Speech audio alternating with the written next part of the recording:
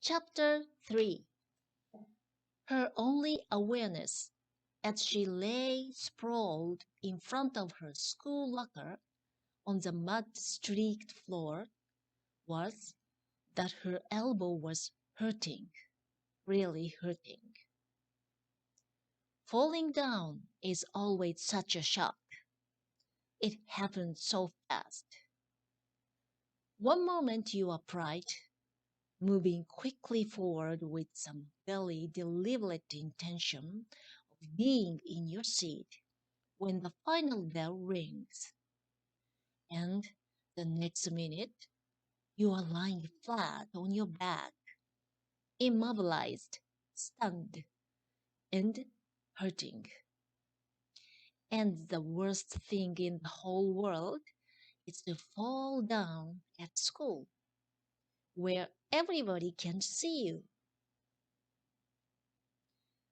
Sara looked up into a sea of gleeful-looking faces that were grinning, snickering, or laughing right out loud. They act like nothing like this has ever happened to them. Once they figured out that there was nothing as exciting as a broken bone or bleeding flesh, or a victim writhing in pain, the crowd dissolved, and her bluish schoolmates went on with their own lives, making their way back to their classrooms. A blue sweatered arm reached down, and a hand took hers, pulling her into a sitting position, and a girl's voice said, "Are you okay? Do you want to stand up?" No, Sara thought. I want to disappear. But since that wasn't likely, and since the crowd had already pretty much dissolved, Sara smiled weakly, and Ellen helped her to her feet. Sara had never spoken with Ellen before, but she had seen her in the hallways. Ellen was 2 grades ahead of Sara, and she had only been at her school for about a year. Sara really didn't know much about Ellen. But then, that wasn't unusual. Older kids never interacted with younger ones. There was some kind of unwritten code against that. But Ellen always smiled easily, and even though she didn't seem to have many friends and moved about pretty much by herself, she seemed perfectly happy. That may have been why Sara had noticed her. Sara was a loner too. She preferred it that way. These floors get so slippery when it's wet outside, Ellen said. I'm surprised more people don't fall down in here. Still a bit dazed and embarrassment into numbness. Sara wasn't consciously focused on the words Ellen was speaking, but something about Ellen's offering was making Sara feel much better. It was a little unsettling to Sara to find herself so affected by another person. It was truly a rare occasion for her to prefer the words spoken from another to the quiet retreat into her own private thoughts.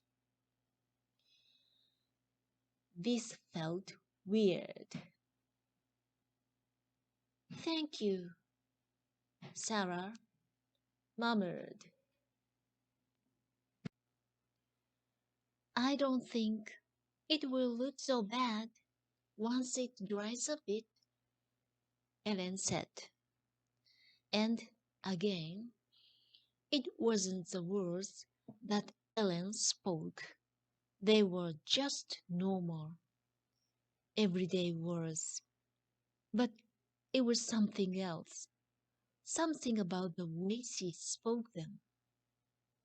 Ellen's calm, clear voice seemed to soothe the sense of tragedy and trauma Sara had been feeling, and her enormous embarrassment all but vanished, leaving Sara feeling stronger and better. "Oh, it doesn't really matter," Sara replied. "We'd better hurry, or we'll be late." And as she took her seat, elbow throbbing, clothes muddied, shoelaces untied, and her stringy brown hair hanging in her eyes, she felt better than she had ever felt sitting in this seat. It wasn't logical, but it was true. Sarah's walk home from school was different that way.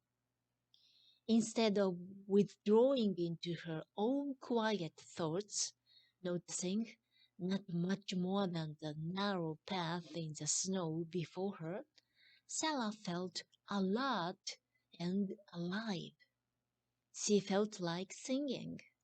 So she did, humming a familiar tune. She moved happily down her path, watching others on their way about the small town. As she passed the town's only restaurant, Sarah considered stopping in for an after-school snack.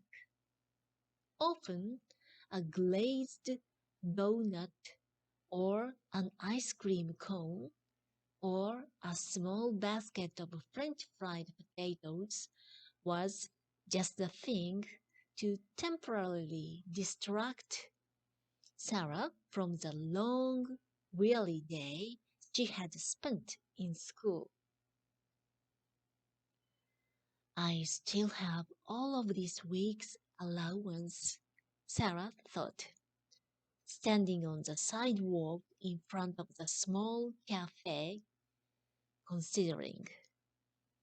But she decided not to, as she remembered her mother's often offered words. "Don't spoil your dinner." Sarah had never understood those words, because she was always ready to eat if what was offered was good. It was only when dinner didn't look good, or, more important, when it didn't smell good, that she found excuses to pass it by, or at least eat it sparingly. Seems to me like somebody else is the one that spoils it. Sarah grinned to herself as she continued walking home. She really didn't need anything today, anyway. Oh, today all was really rather well in Sarah's world.